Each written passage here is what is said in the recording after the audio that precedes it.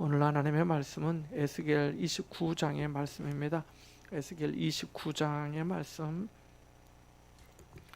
같이 보겠습니다. 1195쪽인데요. 구약성경 에스겔 29장 말씀 1절에서 마지막 절까지 함께 보겠습니다. 함께 봅니다. 열째 달 12째 날에 여호와의 말씀이 내게 임하여 이르시되 인자야 너는 애굽의 바로 왕과 온 애굽으로 얼굴을 향하고 예언하라. 너는 말하여 이르기를 주 여호와께서 이같이 말씀하시되 애굽의 바로 왕이여 내가 너를 대적하노라. 너는 자기의 강들 가운데 누운 큰 악어라. 스스로 이르기를 나의 이 강은 내 것이라. 내가 나를 위하여 만들었다 하는도다. 내가 갈고리로 네 아가미를 꿰고 너의 강의 고기가 내 비늘에 붙게 하고 내 비늘에 붙은 강의 모든 고기와 함께 너를 너의 강들 가운데에서 끌어내고 너와 너의 강의 모든 고기를 들에 던지리니 내가 지면에 떨어지고 다시는 거두거나 모으지 못할 것은 내가 너를 들 짐승과 공중의 새의 먹이로 주었음이라. 애굽의 모든 주민이 내가 여호와인 줄을 알리라. 애굽은 본래 이스라엘 족속에게 갈대 지팡이라. 그들이 너를 손으로 잡은즉 내가 부러져서 그들의 모든 어깨를 찢었고 그들이 너를 의지한즉 내가 부러져서 그들의 모든 허리가 흔들리게 하였느니라. 그러므로 주 여호와께서 이같이 말씀하셨느니라. 내가 칼에 네게 임하게 하여 내게서 사람과 짐승을 끊은즉 애굽 땅이 사막과 황무지가 되리니 내가 여호와인 줄을 그들이 알리라. 내가 스스로 이르기를 이 강은 내 것이라 내가 만들었다 하도다. 그러므로 내가 너와 네 강들을 쳐서 애굽 땅 믹돌에서부터 수엔의 곧 구스 지경까지 황폐한 황무지 곧 사막이 되게 하리니 그 가운데로 사람의 발도 지나가지 아니하며 짐승의 발도 지나가지 아니하고 거주하는 사람이 없이 40년이 지날지라. 내가 애굽 땅을 황폐한 나라들 같이 황폐하게 하며 애굽 성읍도 사막이 된 나라들의 성읍 같이 40년 동안 황폐하게 하고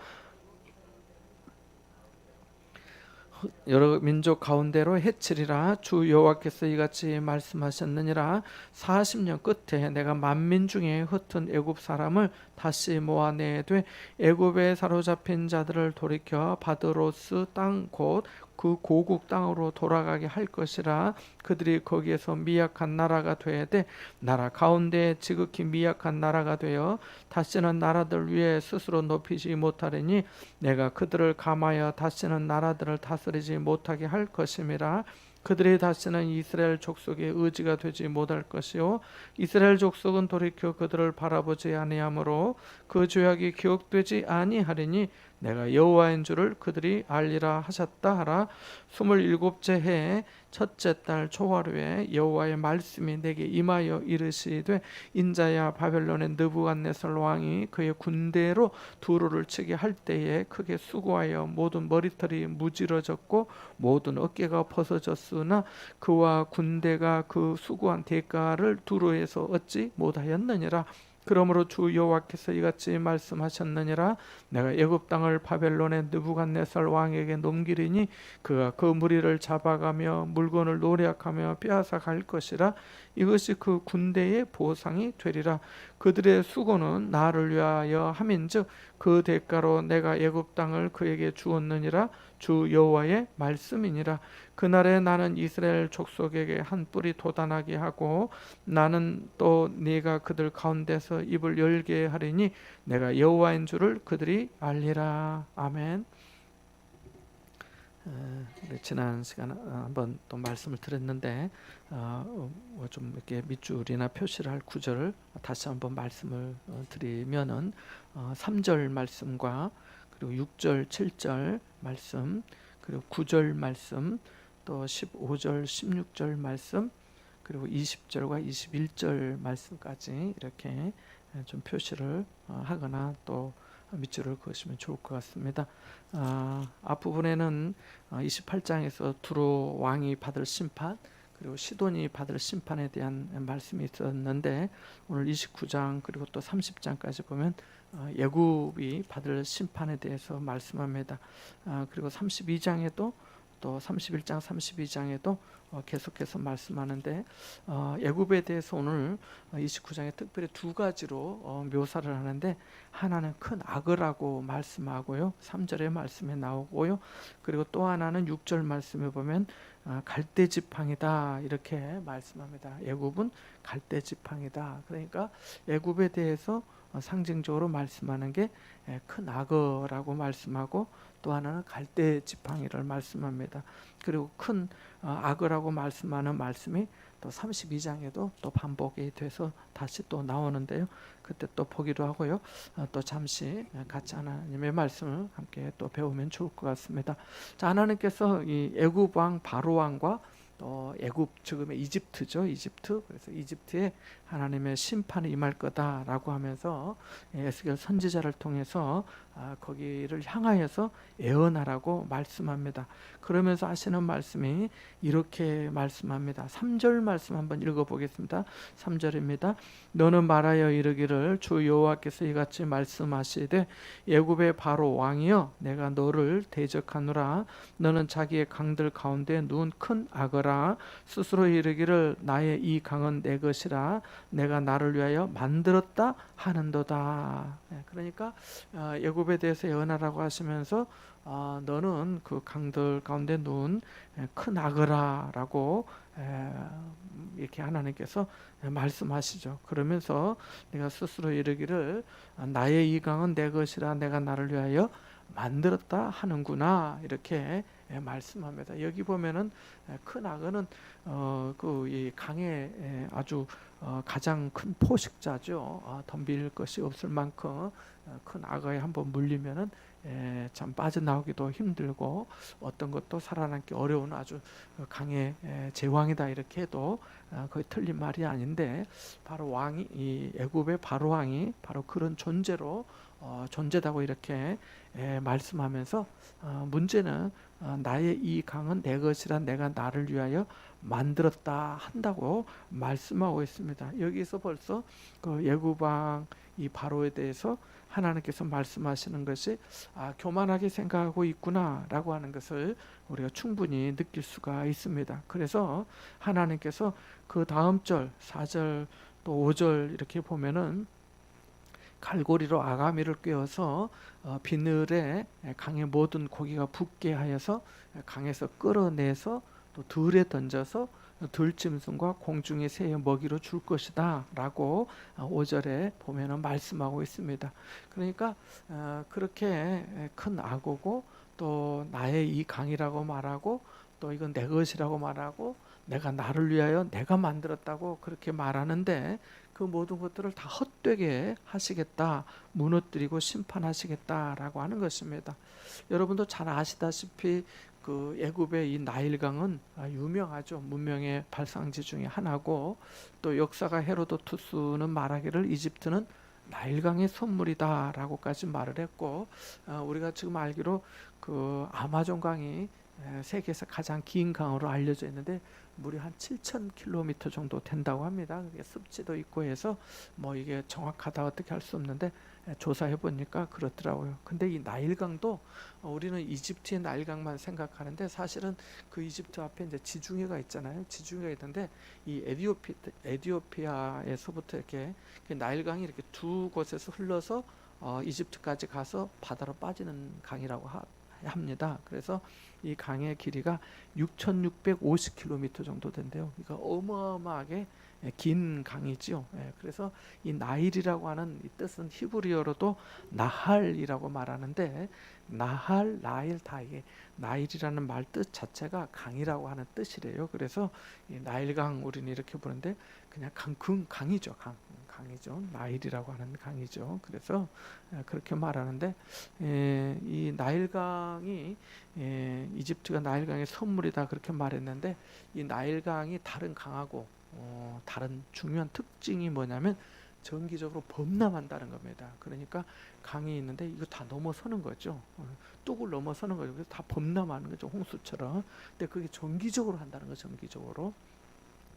정기적으로 하는데 지금은 뭐 그렇지는 않겠죠. 지금 뭐 이렇게 관계나 수로 사업이 잘 돼가지고 그런 걸로 아는데 예전에는 이제 그랬다는 거죠. 그래서 그 에디오피아 고원지대 여기 말씀에 나옵니다만은 10절 한번 읽어볼까요? 10절 한번 읽어보겠습니다. 그러므로 내가 너와 네 강들을 쳐서 애굽 땅 믹돌에서부터 수엔의 곧 구스 지경까지 황폐한 황무지 곧 사막이 되게 하리니 거기 나오는데 구스를 에디오피아를 구스라고 합니다. 그래서 성경에서 구스라 이렇게 표현되어 있는데 이집트를 애굽이라고 표현하는 것처럼 구스가 에디오피아인 거예요. 그래서 여기 우리 부엘세바에서 단까지라고 하는 구약의 성경에 표현돼 나왔잖아요. 그것은 마치 한라에서 백두까지 하는 그런 말과 똑같습니다. 그래서 여기도 그런 의미거든요. 여기 보면은 10절에 믹돌에서부터 수엔의 곧 구스 지경까지라고 하는 것은 전체를 말하고 있는 겁니다. 그래서 그 모든 것들을 다 황폐한 사막으로 만드시겠다라고 말씀합니다. 그래서 이게 에티오피아에서부터 물이 계속해서 이 에티오피아 폭우가 내리면은 그게 이제 5월경부터 거기는 청나일강, 백나일강 이렇게 또 구분도 하는데 이 청나일강, 에티오피아 쪽에서 오는 것을 청나일강이라고 한다고 합니다. 그래서 그게 이제 홍수가 발생하기 시작하면 이제 결국 이집트 있는 데까지 다 내려오니까 강줄기를 따라서 범람하게 되는 거죠. 그래서 이제 다 범람했다가 이제 물이 또 싹 빠질 거 아니에요. 그러면은 거기에 남겨진 어떤 그 범람하고 난 후에 어떤 부엽토나 또 부식토 또 이것들이 그냥 그 강 주변에 그 어마어마한 땅에 얼마나 많겠습니까? 그게 또 이 소금기 염분도 다 씻어내주고 이 토양을 아주 거름지게 만드는 거죠. 그래서 비옥한 바로 그 농사할 수 있는 지력이 매우 높아지는 그런 영향을 준다고 합니다. 그러니까 이 애굽 땅에는 늘 먹을 것이 풍부하고 풍성하고 그렇게 되는 거지요. 그래서 작물이 쑥쑥 자라서 아무튼 최적의 농사 환경을 그렇게 이루었다고 합니다. 그러니까 이 나일강이라고 하는 것은 이집트에 있어서 어마어마한 축복인 거죠. 하나님께서 그렇게 허락해 주셨는데 애굽의 바로 왕은 이 강은 내 것이고 내가 나를 위하여 만들었다 이렇게 말하고 있으니까 그건 아니다는 거죠. 하나님께서 말씀하고 계시는 겁니다. 그래서 결국은 그렇게 말하는 것을 큰 아들 아가비의 갈고리에 꿰어가지고 그 빗늘의 모든 고기들도 다 해가지고 들에 물을 떠난 고기가 살 수 없지 않습니까? 그렇게 하나님께서 심판하여서 황무지가 되게 하고 내 그 교만한 것을 깨뜨리시겠다라고 말씀하고 있습니다. 자, 또 한 가지 말씀은 6절과 7절 말씀인데요. 한번 다시 읽어보겠습니다. 6절 7절입니다. 애굽의 모든 주민이 내가 여호와인 줄을 알리라. 애굽은 본래 이스라엘 족속에게 갈대 지팡이라. 그들이 너를 손으로 잡은즉 내가 부러져서 그들의 모든 어깨를 찢었고 그들이 너를 의지한즉 내가 부러져서 그들의 모든 허리가 흔들리게 하였느니라. 아멘. 그래서 애굽의 모든 주민이 하나님께서 행하시는 일들을 통해서 하나님의 것을 알게 할 것이라고 말씀하면서 이스라엘 족속에게 있어서 갈대 지팡이다라고 말씀합니다. 세상에 지팡이를 만들면서 갈대로 만드는 사람은 세상에 아무도 없을 것입니다. 지팡이가 필요한다고 하는 것은 사실은 연약하기 때문에 그런 거죠. 지팡이가 대체로는 이제 뭐 열로 하셔서 지팡이 여기는 뭐라고 하는지 모르는데 지팡이라고도 하고 제 고향 쪽에서는 주렁이라고도 했어요. 주렁 들어보셨어요? 주렁이라고 저희 할머니 이렇게 주렁이라고 하시더라고요. 주렁 내놔와라 이렇게 하시는데 지팡이를 짚고 하는 거죠. 지팡이 팔로 손으로 잡고 하는 거죠. 그런데 이게 만약에 갈대 지팡이라면 부러질 거니까 지팡이를 짚었는데 어깨가 찢어진다는 표현이 그거죠. 이걸로 잡고 의지했으니까. 뿐만 아니라 허리가 휘청하니까 9절 끝부분에 그들의 모든 허리가 흔들리게 하였다라고 하는 말씀입니다. 그래서 사실은 갈대 지팡이라고 하는 것은 의지할 수가 없다는 거죠. 지팡이가 아닌 거죠. 지팡이가 아닌 거죠. 그런데 이스라엘 백성들이 바로 이 썩은 동아줄 같은 갈대 지팡이와 같은 애굽을 의지했던 것이죠. 의지했던 것이죠. 이 말씀은 우리의 삶에도 적용해 볼 수 있겠죠. 우리도 정말 이 유다 이스라엘 백성들처럼 이 갈대 지팡이와 같은 어떤 것들을 의지하지는 혹시 않는가라고 하는 거죠. 거기에 매달려서 위태로운 삶을 살 때가 있지 않은가 하는 겁니다. 세상은 지금도 뭐 이렇게 살라 저렇게 살라 하면서 부추기고 우리에게 있는 거 아니겠습니까?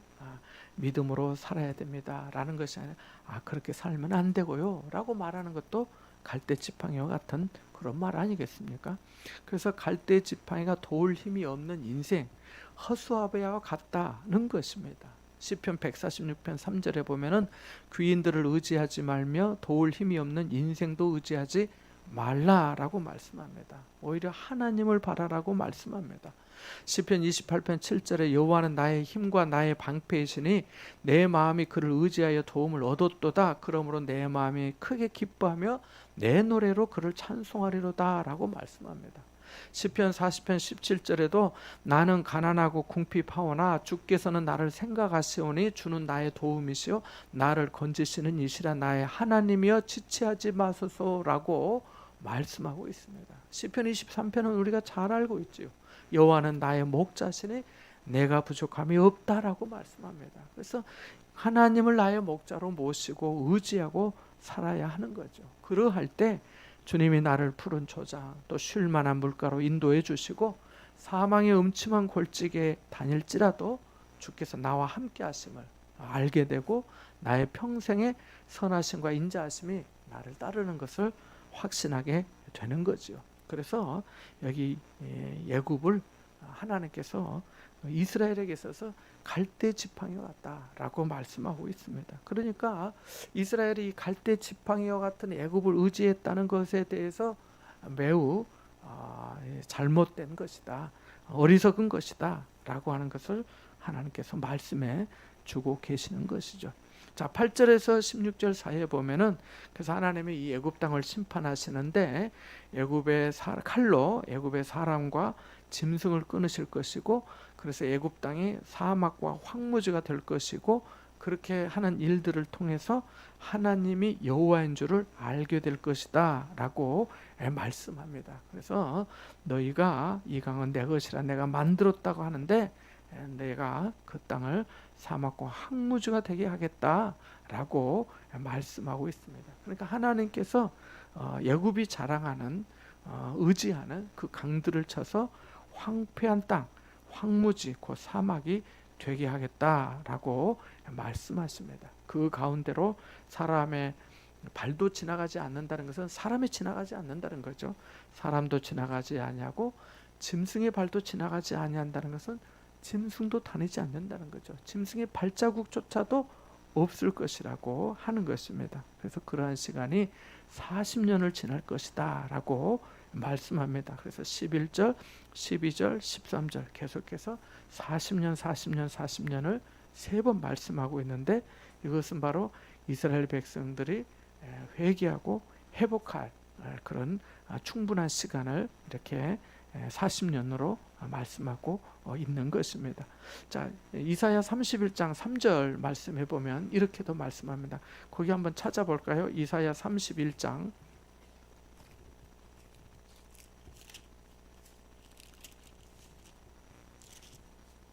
3절 말씀입니다. 이사야 31장 3절의 말씀 한번 읽어보겠습니다. 같이 봅니다. 애굽은 사람이요 신이 아니며 그들의 말들은 육체요 영이 아니라 여호와께서 그의 손을 펴시면 돕는 자도 넘어지며 도움을 받는 자도 엎드러져서 다 함께 멸망하리라. 아멘. 그래서 애굽은 사람이고 신이 결코 아니다라고 하는 것을 분명하게 말씀하고 계십니다. 그래서 돕는 자도 넘어지고 도움을 받는 자도 넘어져서 함께 멸망하게 될 것이다. 하나님께서 그렇게 하시면 그렇게 될 거다라고 하는 그런 말씀이죠. 그래서 나일강은 말씀드린 대로 그 이집트에 있어서 애굽에 있어서 생명줄과도 같은 거죠. 근데 그것을 하나님께서 끊으시겠다고 하신 겁니다. 왜요? 애굽의 교만 때문입니다. 그러니까 교만이 삶의 전체를 파멸로 몰아가는 치명적인 질병인 것이죠. 사울 왕도 생각해 보면 처음에는 얼마나 겸손했습니까? 그러나 나중에 교만하게 되었고, 우시야 왕도 제사장만이 분향하라고 하나님께서 율법에 말씀하셨는데 자신이 그렇게 하려다가 결국 나병을 얻게, 문둥병을 얻게 되었지 않습니까? 그래서 이 교만은 참 너무너무 중요한 문제입니다. 그래서 제임스 보이스라고 하는 사람은 죽음이 최후의 원수인 것처럼 교만은 우리 안에서 멸망시켜야 할 최후의 죄다라고까지 말을 했습니다. 그러니까 죽을 때까지 우리를 넘어지게 하는 것 중에 하나가 이 교만이라는 거죠. 그래서 늘 겸손으로 허리를 동이지 않으면은 어느 사이인가 느슨해져서 교만하게 된다는 것을 알 수가 있습니다.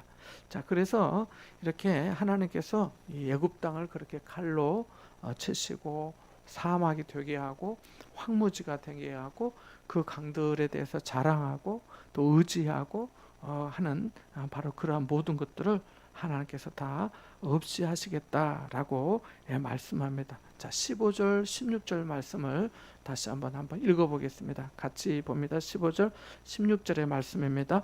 나라 가운데 지극히 미약한 나라가 되어 다시는 나라들 위에 스스로 높이지 못하리니 내가 그들을 감하여 다시는 나라들을 다스리지 못하게 할 것임이라. 그들이 다시는 이스라엘 족속의 의지가 되지 못할 것이요 이스라엘 족속은 돌이켜 그들을 바라보지 아니하므로 그 죄악이 기억되지 아니하리니 내가 여호와인 줄을 그들이 알리라 하셨다 하라. 아멘. 그래서 나중에 18절 이후에 보면은 바벨론 왕 느부갓네살을 통해서 이 애굽 땅까지 칩니다. 여러분 한번 생각해 보세요. 두로와 시돈에서 두로를 공략하지 못했어요. 다 함락시키지 못했는데 거기서보다 훨씬 더 남쪽에 있는 이 애굽을 정복한다고 하는 것은 어떻게 보면은 저 조그마한 섬나라도 하나 못하면서 뭐 애굽의 이 큰 나라를 어떻게, 왜냐하면 애굽은 이집트는 고대부터 대단한 나라였잖아요. 대단한 나라. 창세기도 나오잖아요. 얼마나 대단했겠습니까? 일단은 이 어떤 농작물이나 수확이 풍성하니까 사람들이 먹고 배부르고 또 거기서 많은 사람들이 오고 가면서 나일강이 있으니까 또 무역을 하기도 하고 그것도 지금도 이집트 사람들은 체구가 되게 크더라고요. 아주 오래전에 이렇게 성지순례 카이로 가면서 이렇게 봤는데 진짜 되게 크더라고. 아랍이나 중동 사람들 좀 다 체구가 크잖아요. 우리들은 좀 작은 편에 속하고. 그런데 그 고대로부터 대단했던 애굽. 이스라엘도 애굽을 의지한 게 이유 없이 의지했겠어요? 의지할 만하니까 의지했겠죠. 애굽 나라는 얼마나 병거가 많고 마병이 많고 또 군사력이 얼마나 좋고 문명이 얼마나 발달했습니까? 우리가 거기에 도움을 좀 구하도록 합시다 라고 하지 않았겠습니까? 그럴 만한 그런 대단한 나라였는데도 불구하고 나중에는 그 바벨론에 다 망하게 되거든요. 그래서 이 애굽도 그렇게 여기 18절 19절에 나오는 말씀처럼 그렇게 됩니다. 그래서 하나님이 두로에 대해서 마치 보상을 못 받아서 승리를 못했기 때문에 애굽을 주신 것처럼 그렇게 또 여기 묘사를 하고 있습니다만은 하나님께서 그렇게 주셨다는 거죠. 허락해 주신 것이죠. 자, 그런데 바로 이 애굽이 결국은 망하게 되는데 15절 말씀해 보니까 나라 가운데서 지극히 미약한 나라가 되어서 다시는 나라들 위해 스스로 높이지 못하게 된다라고 말씀합니다. 그래서 40년 동안 바로 그런 어떤 패망한 나라로 그렇게 살게 될 것이다 라고 말씀해 주고 있습니다. 그래서 다시는 그들이 나라들을 다스리지 못할 것이다 라고까지 말씀합니다. 그래서 애굽이 아주 완전히 바벨론에게 망하고 난 다음에 완전히 약화되는 것을 말씀해 주고 있습니다. 자, 그러면 이제 그때 깨닫겠죠. 이스라엘 백성들이 깨닫지 않겠습니까? 이 애굽을 의지하고 또 바라보았던 정말 그 갈대 지팡이와 같은 건데 갈대 지팡이가 아니라 쇠 지팡이인 것처럼 절대 부러지지도 않고 이렇게 끊어지지도 않고 구부러지지도 않을 정말 능력의 오른팔이라고 생각했던 바로 그 애굽에 대해서 생각을 하는 거죠. 어떻게 생각을 하냐면 그게 16절의 말씀이 그런 뜻입니다. 그들이 다시는 이스라엘 족속의 의지가 되지 못할 것이요 라고 말합니다. 이스라엘 백성들 입장에서 야, 이렇게 애굽도 망하구나. 우리가 이렇게 무력하고 이렇게 힘이 없고 아무 능력이 없고 자기 스스로도 지키지 못할 그 나라를 우리가 의지했었구나 라고 생각하면서 이제는 애굽을 의지할 수가 없구나. 애굽을 의지할 바가 아니구나 라고 하는 것을 깨닫게 된다는 거지요. 그래서 이스라엘 족속은 돌이켜 그들을 바라보지 아니하므로 그 죄악이 기억되지 않을 것이다 라고 말합니다. 의지가 되지 않으니까. 전에는 의지가 되었기 때문에 의지했기 때문에 거기를 바라보았지만 이제는 의지하지 않을 것이기 때문에 의지하지 않게 되었기 때문에 의지할 수 없는 것이라고 깨달았기 때문에 다시는 바라보지 않을 거라고 말씀하고 있는 것입니다. 우리들도 그러지 않겠습니까? 내가 이것을 의지했는데 그것이 무너지게 될 때 내가 잘못 생각했구나. 내가 이것을 바라보았는데 그것이 거품처럼 사라질 때, 바람처럼 없어질 때 그것이 아니구나. 내가 잘못 생각했구나 라고 하면서 깨닫지 않겠습니까? 바로 그것을 말씀해 주고 있는 겁니다. 우리들도 마찬가지겠죠. 혹시 갈대 지팡이와 같은 것을 혹시 의지하고 있다면, 바라보고 있다면 그것을 의지할 것이 아니라는 거죠. 그래서 어떤 나중에 그렇게 바로 그 점을 말씀해 주고 있습니다. 그래서 이스라엘 족속의 의지가 되지 못할 것이고 이스라엘 족속이 돌이켜 그들을 바라보지 아니할 거다라고 말씀하십니다. 자, 그리고 또 이렇게 말씀합니다. 마지막 부분인데 20절과 21절 한번 읽어보겠습니다. 같이 봅니다. 그들의 수고는 나를 위하여 하면즉 그 대가로 내가 애굽 땅을 그에게 주었느니라. 주 여호와의 말씀이니라. 그날에 나는 이스라엘 족속에게 한 뿔이 돋아나게 하고 또 네가 그들 가운데서 입을 열게 하리니 내가 여호와인 줄을 그들이 알리라. 아멘. 그래서 그 바벨론의 수고 나를 위하여 한다 이렇게 말씀하는데 하나님께서 그 바벨론의 왕을 통해서 느부갓네살 왕을 통해서 애굽을 치게 하시는 그래서 역사의 주관자이시고 통치자이신 것을 말씀하시면서 그 바벨론에게 애굽 땅을 넘겨주신 말씀을 그렇게 20절에 말씀하고 있습니다. 자, 그러한 때 그날에 나는 이스라엘 족속에게 한 뿔이 돋아나게 하고 나는 또 내가 그들 가운데서 입을 열게 할 것이다 라고 말씀하십니다. 여기에 한 뿔이라고 하는 것은 창세기 22장 그 13절 그러니까 그 아브라함이 그 이삭을 바치는 그 모리아산에서 그 순양이 뿔에 걸렸던 것을 보게 되었잖아요. 그 나뭇가지에 순양이 뿔이 걸렸던 것을 보게 되고 그것을 이제 번제로 드린 얘기가 나오는데 거기 나온 단어하고 똑같이 여기에 이스라엘 족속에게 한 뿔이 돋아나게 하고라고 말씀합니다. 그러니까 우리가 아는 한 뿔은 어떤 짐승의 뿔인데 여기는 이스라엘에게 한 뿔이 돋아나게 한다라고 하는 것입니다. 그래서 이것은 메시아를 상징하고 있고 장차 오실 예수 그리스도를 말씀하고 있습니다. 그래서 시편 132편 17절에 보면은 내가 거기서 다윗에게 뿔이 나게 할 것이라 내가 내 기름 부음 받은 자를 위하여 등을 준비하였도다라고 말씀합니다. 그래서 여기에 이스라엘 족속의 한 뿔은 온 세상을 구원하시고 통치하실 만왕의 왕 만유의 주 우리 주 예수 그리스도의 오심을 예언하고 있는 말씀입니다. 오늘 이렇게 애굽이 받을 심판을 생각해 봤는데 하나님께서 애굽에 대해서 두 가지로 말씀하셨습니다.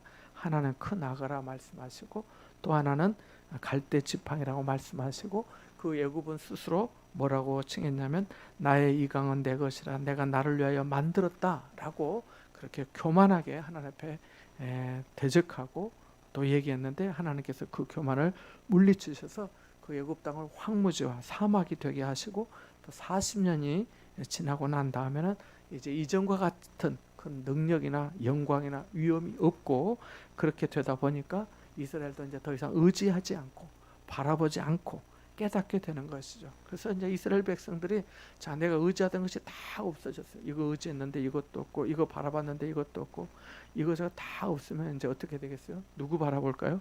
하나님 바라보게 되는 거죠. 그래서 다 어떤 분들이 그런 얘기 하지 않습니까? 간증하면서 다 망하고 나니까 하나님이 보이더라고. 하나님 찾게 되더라고. 왜냐하면 할 수 없고 더 이상 찾을 분, 더 이상 의지할 분이 없으니까 그렇더라라고 하는 그런 이야기이지요. 오늘 또 우리가 하나님의 말씀을 잠깐 생각해 보았는데 우리들도 마찬가지 아니겠습니까? 혹시 나도 애굽의 바로왕처럼 생각하고 말한 것은 없는지, 또는 이스라엘 백성들처럼 갈대 지팡이와 같은 무언가를 의지하고 바라보지는 않았는지, 그것들 다 하나님이 없으시니까 이제 깨달아서 이제 하나님 앞에 천부의 의지 없어서 손 들고 옵니다 하면서 내가 하나님 찾고 그런 경험은 없는지 우리가 돌아보게 되는 거죠. 그래서 오늘 하나님께서 다 이렇게 하나님의 뜻 가운데 주장하시고 통치하시고 하나님의 주권대로 역사하시는 것을 우리가 깨닫고 또 하나님 앞에 겸비한 마음으로 하나님을 바라보고 또 하나님을 의지하며 또 살아가는 저와 여러분 될 수 있기를 바랍니다. 우리 같이 한번 기도하기를 원합니다. 하나님, 혹시 우리 가운데 나도 모르는 자만이나 또 교만이 혹시 있다면 알게 해주시고, 또 하나님 갈대 지팡이와 같은 것을 혹시 내가 뭔가를 그렇게 생각하고 있는 것은 아닌지 또 우리가 깨닫도록 도와주시고, 그래서 하나님만을 의지하도록, 그러니까 하나님께서는 이스라엘의 다른 모든 것을 의지하지 못하도록 다 정리를 하신 것이죠. 그래서 하나님만을 더욱더 의지하고 또 바라보고 또 하나님의 영광을 위해서 살아가고 쓰임받는 삶이 될 수 있도록 은혜를 베풀어 달라고 우리 같이 한번 기도하고, 또 선교사님들 위해서, 연약하신 노리신 분들 위해서 우리 같이 한번 함께 기도하겠습니다. 기도합니다.